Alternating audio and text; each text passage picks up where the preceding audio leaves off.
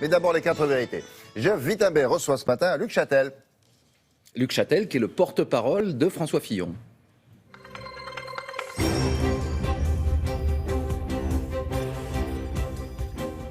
Bonjour Monsieur Châtel. Bonjour.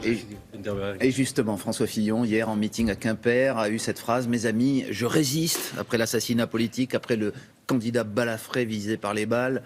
On ne peut pas dire que M. Fillon aura été avare en métaphore guerrière dans cette campagne. On ne peut pas dire qu'il aura été épargné. Donc oui, il résiste. Il résiste face à l'adversité, face à la campagne qu'il subit depuis presque 2 mois. Et puis surtout, il déroule son projet, son programme pour les Français. Je crois que maintenant, nous sommes dans une phase de la campagne où les Français veulent savoir quel est le projet des différents candidats. Et c'est maintenant qu'ils vont se prononcer. Il résiste aussi à une campagne qui est difficile, il ne faut pas le cacher. Vous Oui, devez éviter parfois, on le sait, des concerts de casseroles qui accueillent votre candidat. Vous devez passer par des chemins dérobés, vous ne prenez pas de toutes les visites. Y a-t-il ce climat autour de cette campagne? Et comment vous le vivez surtout? Qui sont les gens, les 20 personnes qui à chaque meeting tapent sur des casseroles? Ce sont des militants d'extrême gauche, voilà. Donc ce sont des adversaires politiques. Nous en avons connu dans d'autres campagnes. Vous savez, c'est pas tellement ça le sujet. Le sujet, c'est ceux qui vous accueillent sur les marchés en parlant des costumes de Monsieur Fillon ou des affaires. Ce ne sont pas des militants d'extrême gauche. Campagne. Ce que nous constatons, c'est que les Français, à 3 semaines du scrutin, ils veulent savoir où va notre pays, ils veulent savoir quelles sont les propositions des différents candidats. Et François Fillon, c'est celui qui a le projet qui va permettre le redressement du pays. C'est lui qui va permettre d'aller vers le plein emploi. C'est lui qui va permettre, c'est le seul à parler du problème de la dette, c'est-à-dire des impôts de nos enfants. C'est pas un petit sujet. Donc ça intéresse les Français. Où en est la demande que vous avez formulée avec 5 autres personnalités des Républicains, une demande adressée au Parquet national financier, au procureur de Paris, pour leur demander d'ouvrir une enquête sur le cabinet noir de François Hollande? Écoutez, nous avons saisi le parquet financier et le procureur de Paris en début de semaine. Nous n'avons pas de réponse à ce jour. Mais, vous maintenez qu'il y a un cabinet noir, un complot contre M. Hollande, contre M. Fillon, ce qui est écrit dans ce livre est absolument ahurissant. Donc ce que nous voulons simplement, c'est la transparence. Nous voulons la vérité. Et le meilleur moyen, nous ne déposons pas plainte. Nous transmettons, comme d'ailleurs c'est notre devoir, article 40 du Code de procédure pénale, nous transmettons au parquet pour qu'il y ait une enquête. Nous voulons la transparence. Les Français doivent savoir. Mais n'est-ce pas vous et M. Fillon, en expliquant qu'il faut que la justice enquête, qu'il y a peut-être un complot, qui détournait finalement l'attention des vrais sujets que vous évoquiez à l'instant? Écoutez, on aura du mal à expliquer aux Français que c'est de la faute de François Fillon si depuis 20 jours, depuis le 20 janvier en gros, il est victime tous les jours quasiment d'une campagne de dénigrement, de harcèlement et autres. Voilà. Il est victime, il n'est pas responsable de certaines actions comme par exemple la justice enquête. Les costumes. Donc moi, vous voyez, je crois à la présomption d'innocence. Et la justice enquête. Maintenant, ce qui est important, c'est que François Fillon et les autres candidats puissent dévoiler leurs projets. Ce qui nous importe maintenant, c'est aussi la publicité comparative. Parce qu'à la fin, les Français, ils doivent comparer pour choisir. Alors, il y a eu un débat, une publicité comparative. M. Fillon a exposé ses arguments longuement. Pour l'instant, ça ne se traduit pas en intention de vote qui augmente dans les sondages. Est-ce que vous pensez, comme d'autres, qu'il y a un vote caché pour François Fillon, que certaines personnes n'osent pas encore dire qu'elles voteront pour lui? Parce que pour l'instant, il est entre 18 et 20 selon les études d'opinion. Absolument. D'abord, on constate et derrière, qu'il y a surtout, un socle. Emmanuel Macron et Marine Le Pen. D'abord, on constate qu'il y a un socle qui a tenu malgré l'adversité que vous évoquiez à l'instant. Ensuite, regardez ce qui s'est passé dans les dernières élections autour de nous, dans les grands pays. Aux Pays-Bas, il y a moins de 3 semaines, où tous les observateurs annonçaient le parti d'extrême droite en tête. Il n'en a rien été, c'est le parti de la droite qui a emporté les élections. Regardez ce qui s'est passé dimanche dernier en Sarre, en Allemagne, où la candidate de Mme Merkel, du parti de Mme Merkel, était donnée perdante. Elle a gagné nettement l'élection.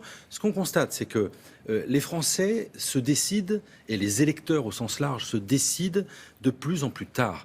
Aujourd'hui, un Français sur 3 ne sait pas pour qui il va voter. Quand je vois que la moitié des électeurs de M. Macron ont encore une indécision, c'est-à-dire qu'ils ne sont pas sûrs de leur vote. Nous allons ouvrir les yeux de la moitié des électeurs de M. Macron. Le taux du vote d'Emmanuel Macron est en train de progresser. Pourquoi beaucoup d'électeurs d'Emmanuel Macron, selon vous, changeraient-ils d'avis dans les semaines qui viennent? Eh bien, parce que nous allons leur ouvrir les yeux. Si il y a des électeurs de droite qui sont tentés par le vote Macron, chaque jour qui passe démontre que M. Macron est un peu plus le candidat sortant. On l'a vu avec le ralliement de M. Valls. Aujourd'hui, Le M. ralliement Macron... de M. Perben, le ralliement de M. Oui, Mercier, enfin, 2 anciens ministres de la Justice appartenant à des gouvernements de droite. Vous l'avez très bien dit, ancien ministre. C'est-à-dire qu'en gros, la différence entre les ralliements de gauche et de droite de M. Macron, c'est qu'à gauche, ce sont les principaux soutiens en activité de M. Hollande, c'est-à-dire le Premier ministre emblématique de son quinquennat et le principal ministre de son quinquennat. C'est ça la Mais réalité. en quoi est-ce forcément un handicap? C'est ce qui a fait aussi sa marque de fabrique aujourd'hui à M. Macron d'attirer des personnalités de gauche et de droite. Ça lui a plutôt réussi. Mais ça veut dire qu'il va falloir porter le bilan de M. Hollande. Jamais les Français n'ont autant rejeté un gouvernement, un exécutif sortant. Donc, si M. Macron est le candidat sortant, il faut que nous le disions aux Français. Ensuite, chaque jour qui passe, on se rend compte aussi à quel point M. Macron est sur la même ligne politique que M. Hollande. C'est-à-dire un projet à l'eau tiède.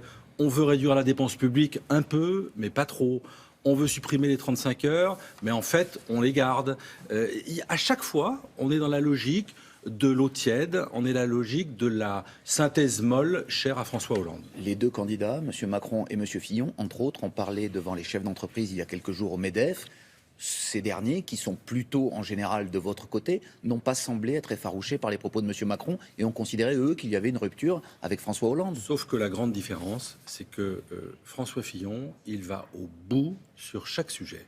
François Fillon, il considère qu'il faut enfin réformer en profondeur le pays, comme il n'a pas inventé ces mesures avec des technocrates. Il a repris ce qui a marché ailleurs, ce qui a fait que l'Europe, ce qui a fait qu'aujourd'hui autour de nous, l'Allemagne est au plein emploi, que la Grande-Bretagne est au plein emploi, que l'Allemagne est en excédent budgétaire.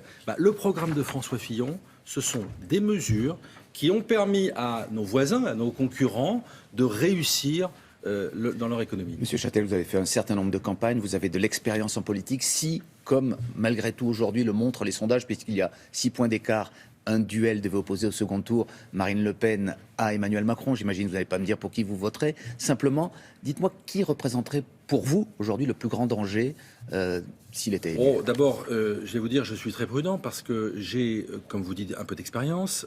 En 1995, il y avait 6,5 points d'écart, plus exactement plus 4 pour Jacques Chirac avant le premier tour. Lionel Jospin a fini avec plus 2,5, donc 6,5 points.